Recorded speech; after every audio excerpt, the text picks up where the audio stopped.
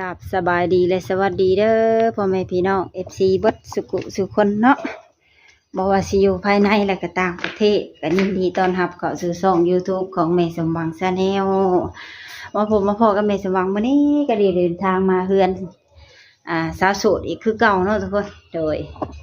ก็ซึ่งว่าก็มาหาสาวปูนาเพิ่นอีกคือเก่าโดยก็ มาอัปเดตเมื่อคืนเนาะได้ยินข่าวว่าเพิ่นบ่สบายทุกคนเลยมื้อนี้ก็ได้มาหาเพิ่นมามาลมมาลิ้นน้ำเพิ่นก่อนเนาะทุกคนตอนนี้ก็ได้มาฮอดเฮือนเพิ่นเป็นที่เรียบร้อยเฮือนที่แม่สมหวังยืนอยู่นี่ก็เป็นเฮือนของแม่เพิ่นเนาะตัวที่ตั้งเสานั่นก็เป็นเฮือนของสาวปูนาเพิ่นเลยเดี๋ยวสิให้เบิ่งอันหลังบ้านของเพิ่นเนาะเดี๋ยวมันติดกับหยังแน่เลยอันนี้ก็เป็นภาพบรรยากาศของเฮือนสาวปูนาเพิ่นเด้ติดกับทุ่งไร่ทุ่งนาเนาะทุกคนอันนี้เป็นหลังบ้านของเพิ่นโอ้ติดกับทุ่งนาไกลๆพุ่นแหละมีแบะมีงัวหลายเนาะก็ฝากกดไลค์กดแชร์กดติดตามให้ช่องแม่สมหวังชาแนลนี่เด้อทุกคนเด้อเพื่อเป็นกำลังใจในการเฮ็ดคลิปต่อไปให้ทุกคนโดยถามว่าภาพใดเนื้อหาใดมันบ่สุภาพเนาะก็ต้องกราบขอโทษขออภัยหลายงัวจ้องหลายแท้ติดตรงไห้ตรงนาเลยคนเอ้ยต้นม่วงดอกเพิ่นโกนต้นอยู่เนาะทุกคนก็จะเป็นประมาณนี้ได้ก็ได้คอยกินมิมสุดแสงหูแสงตาตอนนี้ก็ได้มาฮอดเฮือนเพิ่นเป็นที่เรียบร้อยแล้วนะทุกคนนี่ก็เป็นเฮือนของสาวปูนาเพิ่นสมหวังก็ได้เดินทางมาคนเดียวสบายดี สาวโสดเพิ่นโดยสบายดีสบายดีสบายดีอีกรอบเนาะ หลังจากที่ว่าเปิดใจไปแล้วก็บ่ได้มาถ่ายอีกเลยเนาะมื้อนี้ก็มาอัปเดตคืนเติมอีกเป็นจังไดมีคนเช็ดคนคุยมาหลายอยู่บ่ก็พอมีคนถักมาอยู่แต่ก็ยังลงไปเรื่อยๆให้ได้เบิ่งก่อนว่าเป็นจังไดโดยให้มันแน่ใจก่อนเนาะโดยเสื้อลายเป็นนมทั้งใดลายเป็นพิเศษทั้งไทยก็มีทั้งลาวก็มีจังซี่นะผู้เพิ่นอยู่เป็นผู้เพิ่นเป็นคนลาวไปอยู่ต่างประเทศก็มีจังซี่นะบางคนก็ว่าเอาลายนำแม่สว่างไปแล้วเนาะเป็นลายปลอมบ่ว่าน้องเพิ่นลิ้นอยู่บ่ลายนี่ว่าลิ้นอยู่บ่แต่ว่าบางเทื่อก็ลายแล้วก็เวียกเฮาแน่จังซี่นะเฮาเลยบ่มีเวลาตอบอันนี้ยินข่าวว่าบ่สบายบ่แม่วันนี้นอนเบิดมื้อกินยาแล้วก็เมื่อวานนี่แหละ FC แชทคืนมาว่าสิไหนน้องคือบ่ตอบนอนเบิดมื้อวันนี้ตาตุบตาโปบ่แม่บ่ได้ลิ้นเลยไข่ติแม่เปิดใจไปมื้อเดียวไข่ใจแล้วเนาะผู้บ่าวหลายจนสมัครบ่ตื่นเต้นเด้จากที่บ่เคยมีไผแชทมาเนาะโดยวันนี้ก็มีติงตังมาเลยผู้เจ้าโทรศัพท์จุดสมัครก็มีอยู่บ่แบบคุยถึกใจถึกหยังแน่แล้วก็พอมีอยู่เพิ่นถามถามเรื่องพ่อหลายกว่าจังซี่นะถามว่าเป็นจังได๋แบบว่าอีต้นพ่อดีขึ้นแล้วบ่จังซี่นะโอ้ถามอาการของพ่อเจ้าโดยผู้เพิ่นจะซอยส่งยามาให้ก็มีบางคนจังซี่นะทางช่องข่อยก็มีผู้นึงว่าอยากส่งยามาให้ขอที่อยู่ในเด้อว่ะข่อยก็เลยบอกเพิ่นว่าทักไลน์มาว่าเดี๋ยวสิบอกที่อยู่ให้ว่ะแล้วก็จังสิเอามามอบให้เจ้าคันเพิ่นฝากมาให้โดยเพิ่นว่ายานี่เนี่ยดีแท้เพิ่นว่ารับรองเพิ่นว่าโดยขอบใจหลายๆเลยยังบ่ทันเห็นเพิ่นทักมาอยู่โดยจักเพิ่นสิเว้าลิ้นเว้าอลีน่ะชวนไลน์นี่แม่นตอบยังบ่ทันเนาะแม่นไลน์ของเจ้าแท้เนาะแม่นเป็นไลน์ของเฮาแท้ๆแต่ว่าบางเทื่อเฮาคาเวียกจังซี่นะเพราะว่าอีแม่ก็อยู่หน้าแล้วก็ไปส่งของกินให้เพิ่นแล้วก็ตอนแรกมาก็ไปซื้อน้ำกินบางเทื่อเฮาไปเอาร้านซอยเอื้อยเฮาจังซี่นะเฮาก็บ่ค่อยมีเวลา แล่นพุ่นแล่นพี่ คันมาบ้านคือว่าว่างเวียกแต่ก็บ่ได้ว่าง อืมว่าว่างหักไปหันไปหนีเนาะแต่ก็ไปในเวียกเฮือนชานของเฮาเองเนาะ โอ้ย อาการของพ่อเจ้าตอนนี้เป็นจังได๋ซะ เพิ่นก็ย่างบ่สู้ได้นั่นแหละย่างบ่สู้ได้แล้วก็เจ็บแบบอ่อนๆแอๆหั่นนะ ไข้บ่คอ อันคอเพิ่นไข้แม่น คอได้ ไข้ คอศอก คอแข้งคอขาจังซี่นะ หัวเข่า คออันนี้นำ อืม แล้วโตเพิ่นกินยาลายเลยแล้วโตเพิ่นบวมหั่นนะ เดี๋ยวนี้หั่นได้ แม่นโตบวมแล้วก็ ม เวลาเฮ็ดหยังอันเป็นบาดหน่อยหนึงแล้วก็สิเป็นบาดเปิ้ขึ้นไปเรื่อยๆจังซี่นะ อืมแบบมันยังถึงแล้ว1กว่าบาท แม่น เพิ่นเป็นเบาหวานเพราะ เป็นเบาหวานนำ กินยาหนึงบัดกะเลดพิษยันพิษอันหนึงอันแน่ แม่น หากเพิ่นก็อายุหลายบ่ อายุ60ปลายแล้ว อืม60ปลายบ้านเฮาก็เฒ่าเติมเนาะบ่ขออนุญาต เพราะว่าเฮ็ดเวียกเนาะ เฮ็ดเวียก บ่คือบ้านเพิ่นเด้50 60นี่ยังสำบ้านเฮา30 40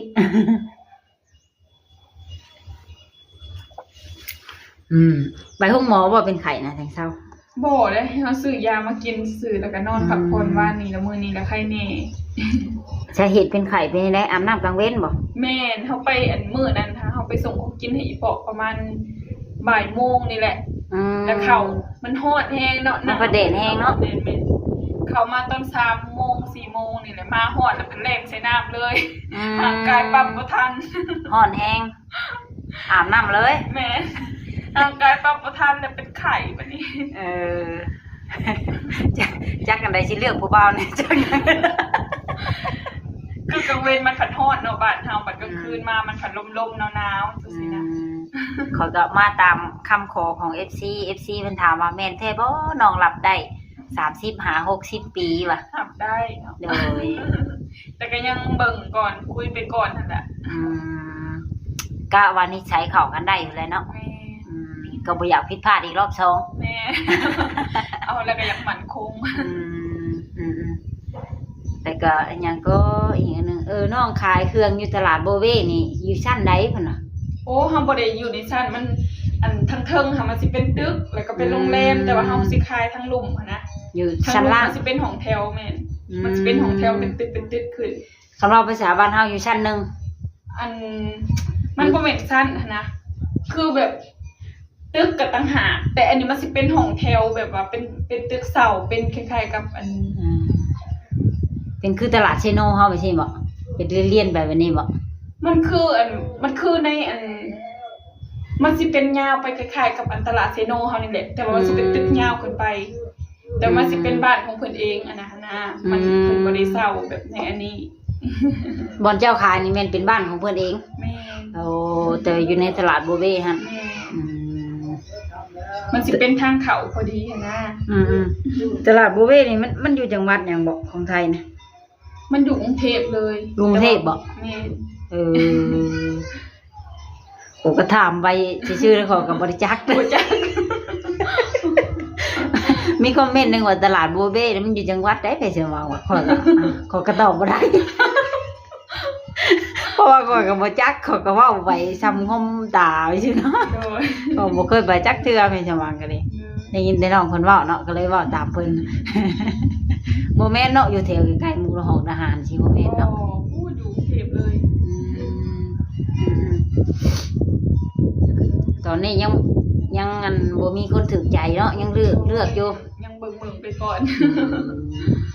ก็บ่ถึงขั้นว่าเลือกเนาะเบิ่ง บ่เบิ่งไปก่อน คันเลือกนี่คือว่าเฮางามเหลือเกินเนาะ น้องเพิ่นเป็นลายของน้องเพิ่นแท้ทุกคนแต่เพิ่นยังบ่ว่างตอบนี่ก็หากันมาแต่นาว แม่น มื้อนี้ใครแน่แล้วก็เล่นออกไปช่วงกินของกินให้พ่อติได้หยังไปฝากพ่อมัน อันบ่เฮาไปฝากเป็นมือเพศแล้วก็ตอนแรกมาเพิ่นก็เข้ามาบ้านนำเฮานี่แหละอีพอไปอยู่เฮือนกันนี่ก็มื้อนี้เพิ่นมานอนเฮือนอีแม่ก็นอนเฮือน คันเดี๋ยวขออนุญาตถ่ายคลิปเพิ่นนี่สิได้บ่เนาะ อีพอบอก อย่าละอาย ได้อยู่คัน FC อยากเห็น บางทีเพิ่นอยากเบิ่งนี่เพิ่นจะได้อันซอยยาถือ โดย เพิ่นว่าโรคที่อัน จะเว้ามานี่มียาปัวเพิ่นน่ะ โดย เพิ่นก็เว้าชื่อมันอยากข่อยลืมเลย จำยังบ่ได้ได้ปานใดก่อนเพิ่นว่าชื่อมันสิอย่างยาวๆนี่จังหน่อยนะ โดย รับรองเศร้าเพิ่นน่ะคันมียาถึงเพิ่นฝากมาให้ก็เป็นบุญคุณแล้วค่ะเนาะ โดยแม่ อืม ส่วนหลายให้อีพ่อเราเจ็บแล้วก็ไปซื้อยามากินบรรเทาจังว่าอีพ่อเราสิดื้อยาแล้วนะเราดื้อยาเรากินยาหลายแนวเนี่ยเราดื้อยาแล้วบัดนี้ โตเราแบบเรากินยาหลายในโตเราบวมนะเราบวม เกี่ยวไปฮอดหมัดไผหลอกไผหลังเพิ่นจังแล้วบัดนี้เนาะก็เคยไปกวดอยู่ห้องหมออยู่ เคยไปกวดแล้วเขาก็ว่าอันเขาก็อยากให้ผ่าตัดนั่นแหละ ผ่าตัดหยังอ่ะ เอ้าก็ผ่าตัดแบบขอจังซี่นะอยากเบิ่งแล้วก็อยากปัวจังซี่นะ โอ้จังได้แบบวินิจฉัยถึก แม่น เฮาผ่านบ่มีง บ่ บ มีงบบ่มีแฮงสับแหละ หลายปีแล้วว่าเพิ่นเป็นมา มันคือบ้านเฮาหลายปีแล้ว อืม มันคือบ้านเฮากับบ่แม่นอันนี้เด้อเนาะอันเพิ่นก็อาจสิปัวบ่ถึงจังซี่นะคันว่าคือไปปัวอยู่พุ่นมันก็แพงเนาะจักสิเท่าใดก็ได้แต่กินยาบรรเทาเจ็บไปนี่แหละ ระงับไปวันๆอาการเจ็บเนาะหากเพิ่นกินข้าวกินน้ำได้ปกติ กินข้าวกินน้ำอยู่ปกติ เท่าแต่ว่าเจ็บคอเนาะ โดย ยามแล้งสิก็เจ็บติ เจ็บยามหนาวนี่แฮงเจ็บ อืมเพิ่นห้องเพิ่นค้างเอาเวลาเจ็บ ก็คันก็บ่ได้ห้องบ่ได้ข้างดอกแต่เพิ่นก็สิลุกบ่ได้ไปไสบ่ได้จังซี่นะก็สิได้แต่นอน แบบว่ากินหยังก็ได้ปกติเนาะต่างแต่ว่าเจ็บคอซื่อ โดยแม่ ๆบ่แม่นว่าเจ็บโซในนั้นในนี้ บ่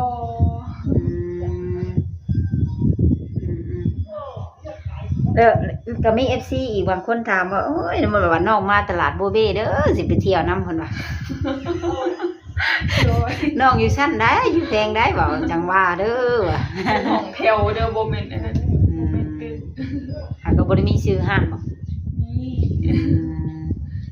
หักบ่กล้าเว้าเนาะ แม่น มันบ่แม่นห้านของเฮาเนาะ แม่นกันไปพุ่นจังว่ากัน คันอยากจักชื่อห้านนี่แม่นหลังไม้เนาะทุกคน แม่ มันบ่แม่นห้านของน้องเพิ่นบ่กล้าเว้าออกอากาศเนาะอยากโหนี่แม่นทักมาถามส่วนตัว ตอบเบิดคือไลน์แล้วบ่จักมื้อนี่ อันกับบางรายเฮาตอบเบิดกุลายแต่ว่าบางเทื่อมันก็สิซ่าๆไง พิมพ์เป็นอยู่เลยว่าภาษาไทย เป็น แต่ว่ายังบ่ทั่วบ่ถึงคักเนาะ โดย หรือว่าไลน์อะไรน้องเพิ่นยังตอบบ่ทันก็ ตอบ ต้อง บ่ทันก็ขอโทษไปก่อนเดี๋ยวจะไปไล่ตอบ ได้ยินแล้วบ่ FC เอ้ยเนาะช่วงมาถามแม่ชวางก็เป็นจังได๋ไลน์ปลอมบ่เดี๋ยวนี้ข้อยก็ว่าโอ้ยน้องเพิ่นไข้ว่าน้องเพิ่นบ่สบายว่ะวันนี้ก็ว่าสิมาถ่ายคลิปเพิ่นอยู่ว่านอนตะตุบตะปูน้องเพิ่นบ่ไหวว่ะ บ่ไว้ใคร เคยอยู่เมืองไทยเนาะมาพี่2มื้อไข้เปลี่ยนอากาศเนาะ แม่นเอาตากแดดลายแล้วก็มาอาบน้ำเลยนะห่างกายมันปรับบ่ทันแล้วก็ไข้ เพราะว่าแต่เฮือนหาหน้านี่ก็7กิโลเมตร แม่น 7-8 กิโลพุ่นแหละ มันเป็นทางลกซอกเล็กๆแล้วเนาะไปตามป่า แม่นก็ทางแดงแบบทางเขามาเฮือนนั่นแหละ ทางแบบบ้านๆทุกคน ทางเอียงก็จะเอิ้น ทางลูกลัง เนาะ ทางดินแดง ทางดินแดง มันสิมีบ่อนโน่นแน่มองโกนแน่ แม่ กันยามฝนนี่ก็อย่างยากเนาะ แม่นทางเขาเฮือนนี่ก็ให้ยาก เป็นโลงเป็นขี้ตมยังบ่แม่นทางคอนกรีตทุกคนเลยได้บ่ไปเบิ่งพ่อ ได้ ปะ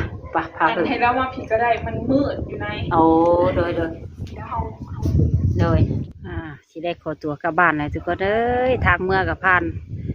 นปราสาทส่งปราสาทพุ่นเนาะว้ายผู้เดียวมาผู้เดียวกลับบ้านก่อนน้องปูเป้เพิ่น